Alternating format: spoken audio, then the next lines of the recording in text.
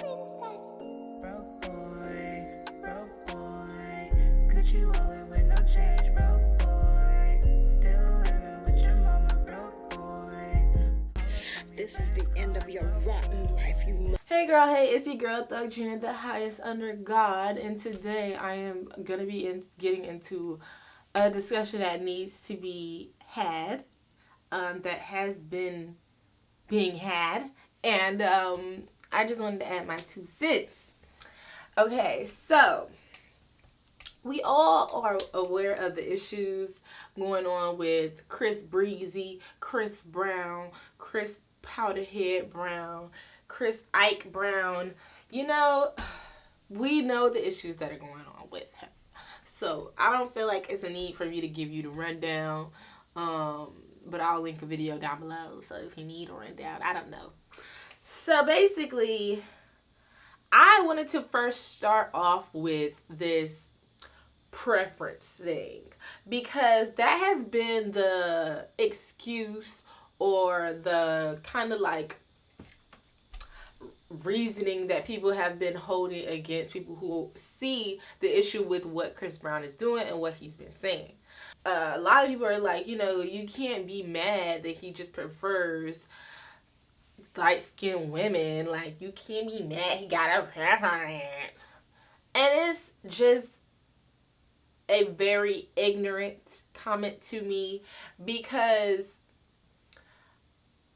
and a lot of people are saying, oh, but black women prefer dark-skinned men, tall men. Listen.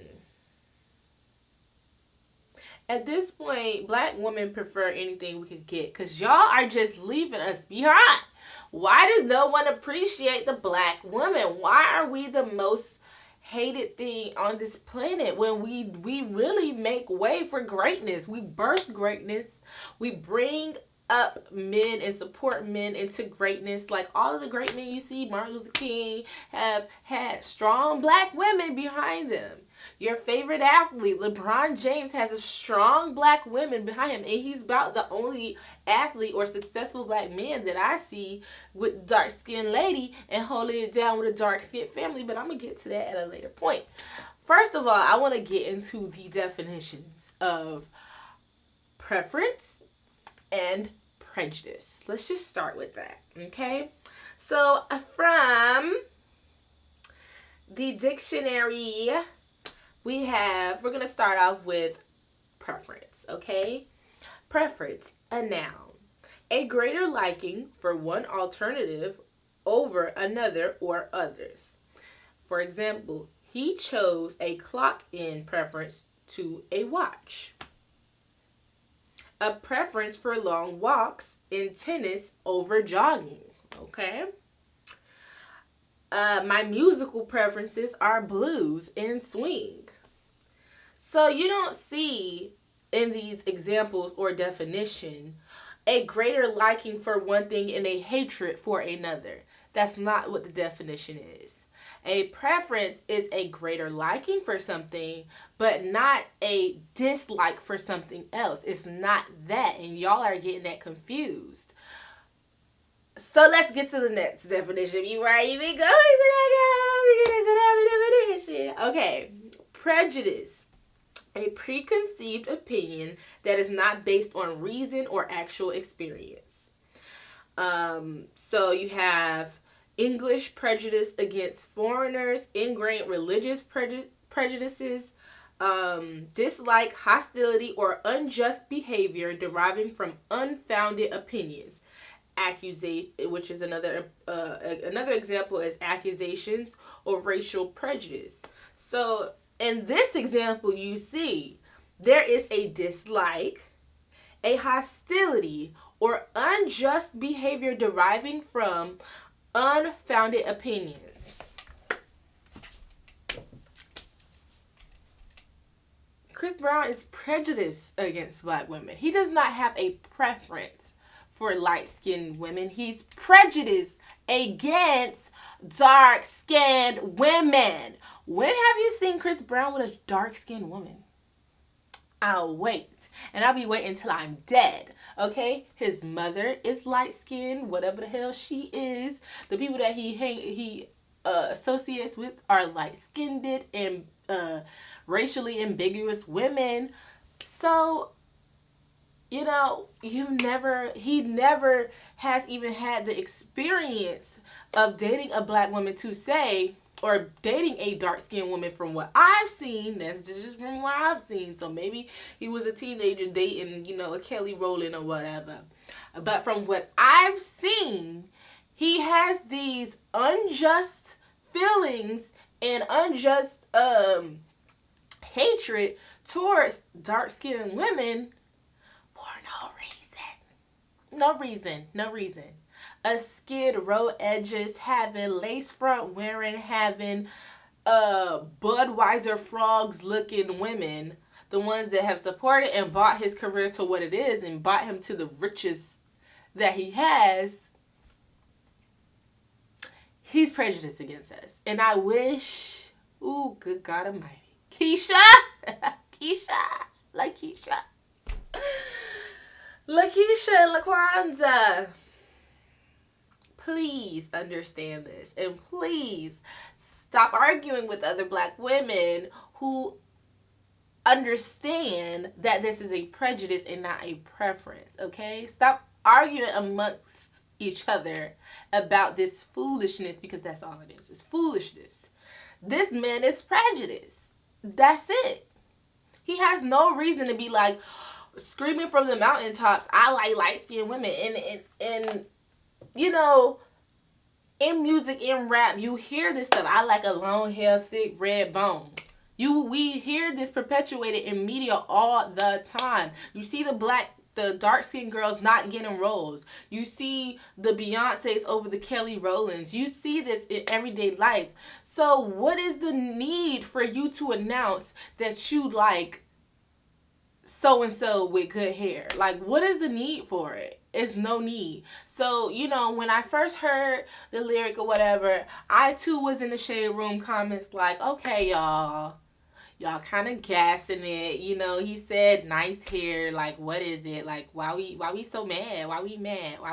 Because I'm down for being mad. But why we mad? Is it just? You know what I'm saying?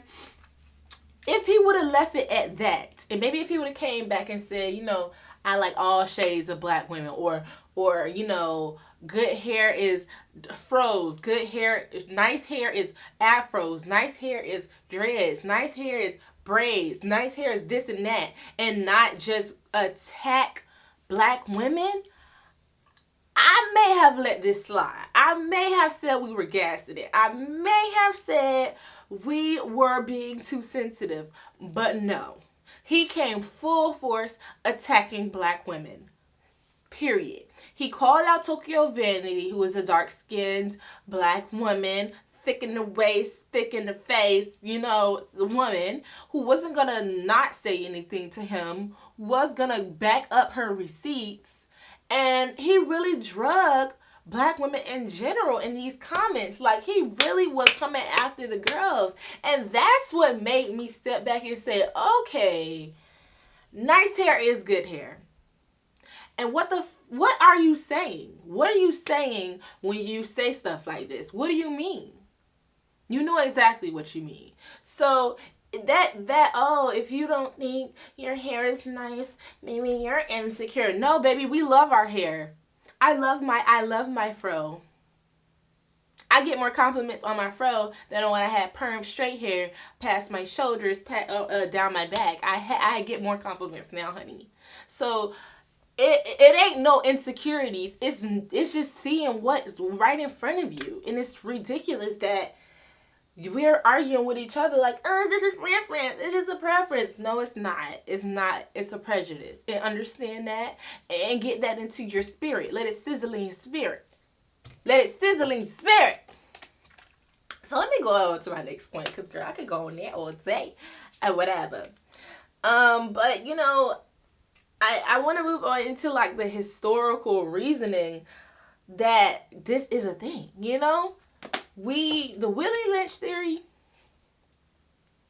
I don't care if it was a fairy tale or not, The things that were listed in that Willie Lynch speech or Willie Lynch theory is factual and is still hurting us to this day, centuries later.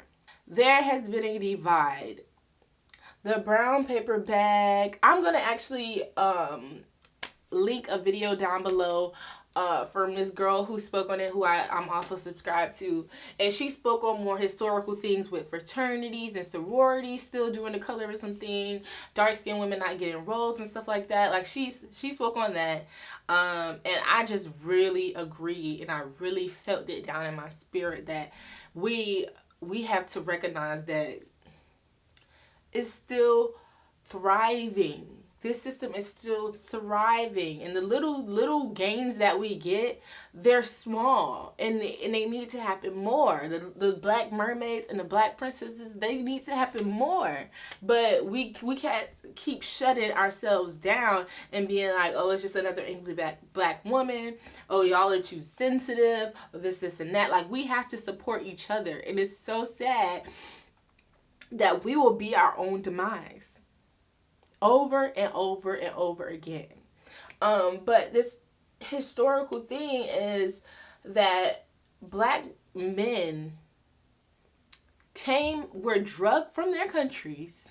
They were seen as protectors, providers, kings, just the head of their homes in Africa. To the point where some villages and stuff like that, some tribes, I said villages, tribes, some tribes have multiple wives and they provided for their families. Like, they took pride in being able to provide for their families. So when they came over here and they were drugged over here in chains, come on, we always got to bring it back to slavery, y'all. Y'all know it's the root of all evil, okay? It's the white man bringing us over here against our will, and this systematic oppression ever since then.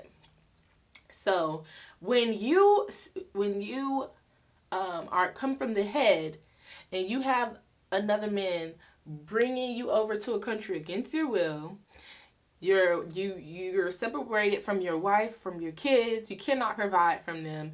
You lose your language. You lose your power.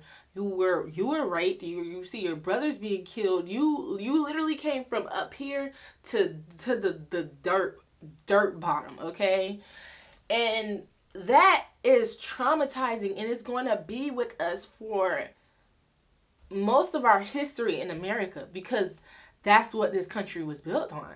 So it's like, we have to understand the effects of slavery, address it, and heal from it. And until that happens, it's just going to be situations like this. And, when that happened, it took a toll on the black man forever. Like, I don't know. I don't want to say forever, but it is still happening to this day. And it's from father to father, passing down these ideologies of, if I look like them, or if I, treated my women how I treat them, or if I choose a lighter woman, I will be more accepted. I will be more close to whiteness. So it's always this, it's just trying to regain power. So when I am a successful black man, whether I'm an athlete, a musician, a scientist, or whatever, I'm more likely to choose a white woman who, if I wasn't in this position, she probably wouldn't choose me. But I'm more prone to choosing this white woman because now I'm taking back some of that power. I took back the money. I took back getting my own property. I took back being able to provide for myself. I took back my power that I lost so many centuries ago. And now, to top it off, I need that cherry on the top. I need to be able to obtain a white woman. I need that, because that's just going, I got it all. I got it all. Instead of, okay, I have built this empire for myself. I have gotten back my freedom. I have gotten back my power, my monies, and all that. Let me go and build me a queen up. Let me go find me a queen who can help me empower even more and create empowered children who see my mom and dad are black and love each other and are successful, and this is what I want to obtain. I want that. No. Y'all are gonna get successful. Y'all are gonna go get a Suzanne, a motherfucking Lily, and all them other Caucasians. And then your children are gonna see, when I get up there, when I become successful, I'm gonna get a wife like this that look like my mom. Is, so to an extent, I'm just like, okay, Chris Brown, you grew up with your mother looking this way. Of course, you're gonna want to obtain that same, you want, just like daughters look for their fathers in a man, men look for their wives in their mother and their wives. As weird as that sounds, it's some weird, Plato was talking about that stuff back in the days, and I thought it was strange then, but I definitely see it.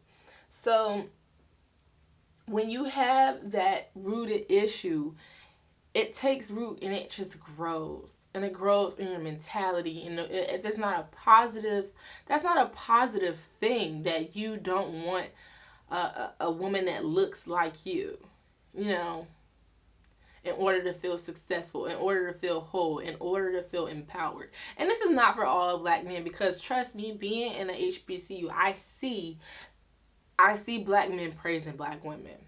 But I also see black men who are searching for the lightest woman on campus. Like, it's still a thing. It's still a thing with these fraternities and sororities. It's still a thing with the dating community. It's still a thing with just feeling accepted even on HBCU campuses.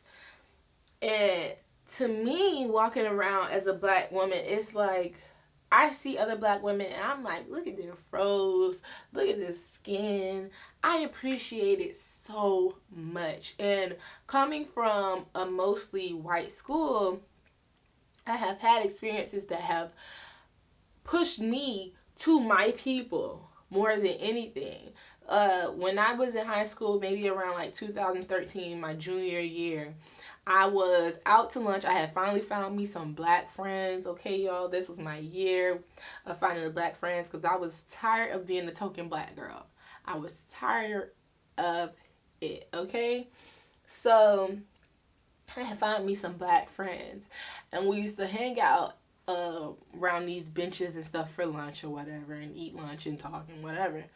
And as I was picking up my bags, getting ready to go to class, we were all standing around, this group of white boys came and smacked me on my butt.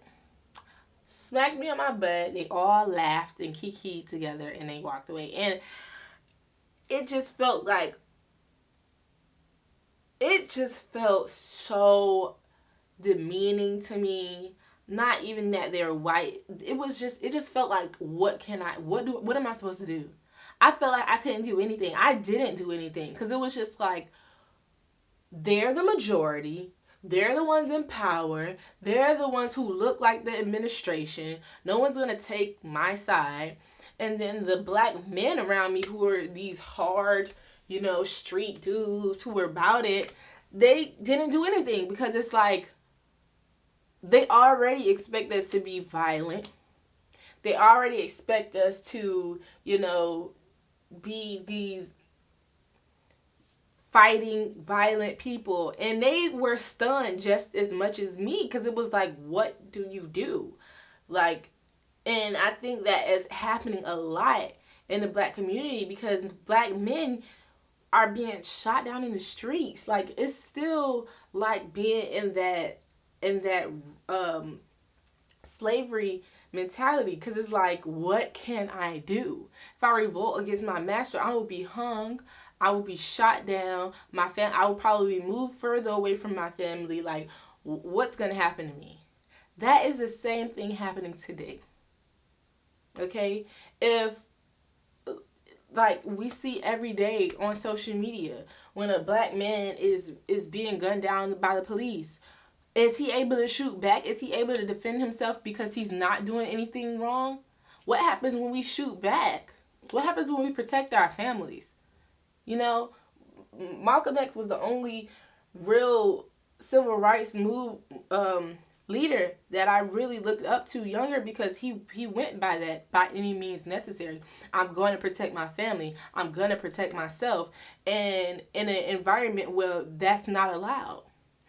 Today you face a police shooting you for no reason and you can't shoot back. What you gonna say in the court? I shot back because I felt my life was in danger. You might be right, but guess what? You're still going to prison probably for life. For protecting yourself. You can't. You literally can't. You face going to jail. Like the jail system, prison system in America is the most inhumane thing I've ever even heard of, okay? Inhumane, okay? I never will be able to wrap my head around the way that we put people in prison and treat people in prison. Like, it's just ridiculous, okay? So it's just this weak feeling of, I can't protect this, my own. I can't. So what am I supposed to do?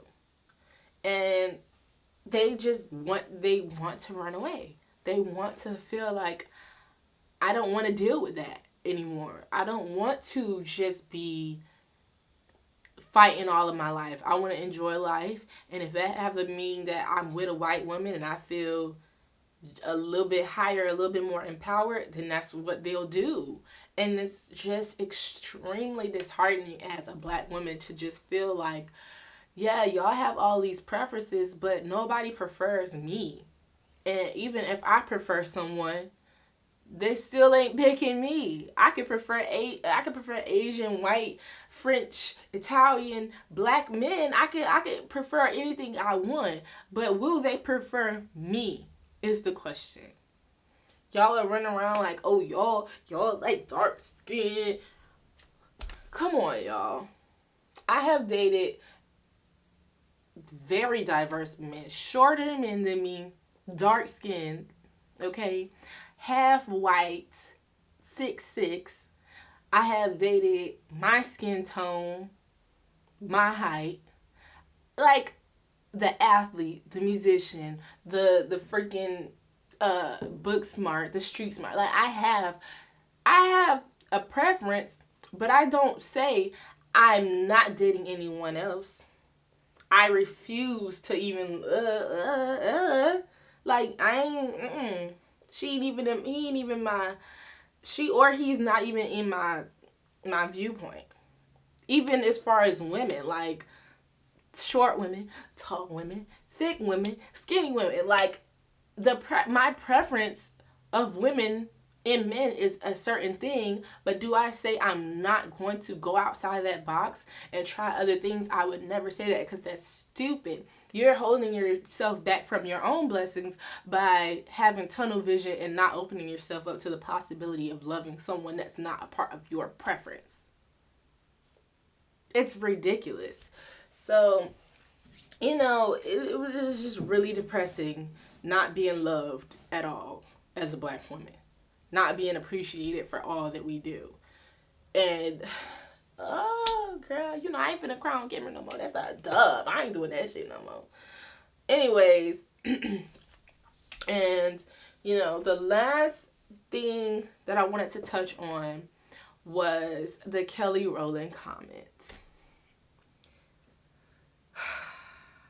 Kelly just did a song or a campaign with, I think it was Dove or something like that, talking about how she loved her hair, she loved her hair, she loved her hair. If I can find the clip, I will literally put the song in here. Like, she created a whole ad, commercial, song, video talking about loving her hair. My hair, my crown. And then for some man to come and say, oh, F all y'all lace front wearing Skid Row Budweiser fraud looking women, and calling us out for not having nice hair. We love you, Chris. No, Kelly. You need to say, I love you. We don't love him. We don't love that mentality. We don't praise that mentality. No.